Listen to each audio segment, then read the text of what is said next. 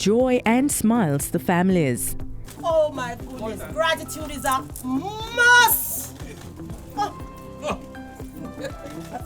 Talk for me now! A single mother of 4 and a victim of domestic violence, Cassandra Price, was the first to receive the key to her unit under the new social housing program on Friday. Prime Minister Andrew Holness also gave hope to 2 other families. I can't even explain myself right You don't right need to, now. your smile does it all. Mr. Holness told the beneficiaries that the aim of the new social housing program is to transform lives. We at the social housing, the new social housing program, we are very pleased to be able to make a transformational difference in your life, and that's what the program is about.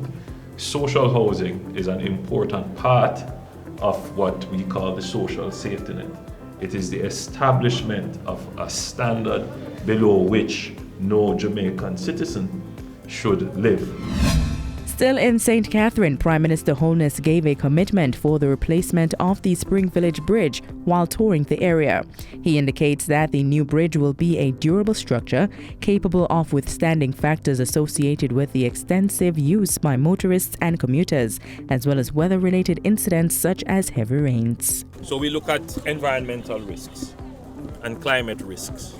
We look at benefit. We look at the engineering risks.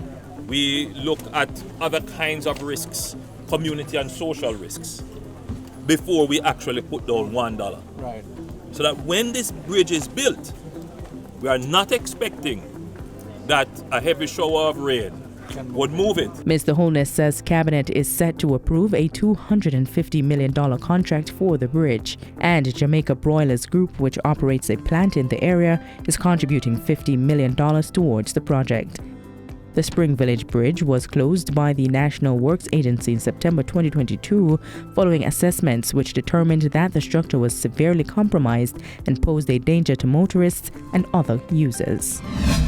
As co-chair of the Sustainable Development Goals SDG Stimulus Leaders Group, Prime Minister Andrew Holness has put forth recommendations to assist countries facing economic challenges. At a virtual meeting on Wednesday, Mr. Holness told the group that the SDGs would be unattainable unless developing states gain access to the financial resources required to implement the 2030 Agenda.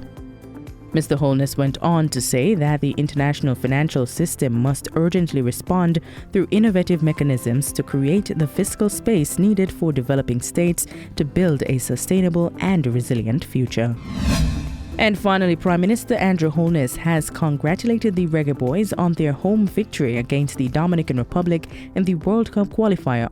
On the international scene, Mr. Holness congratulated the Prime Minister of India, Narendra Modi, on his historic 3rd term as head of government.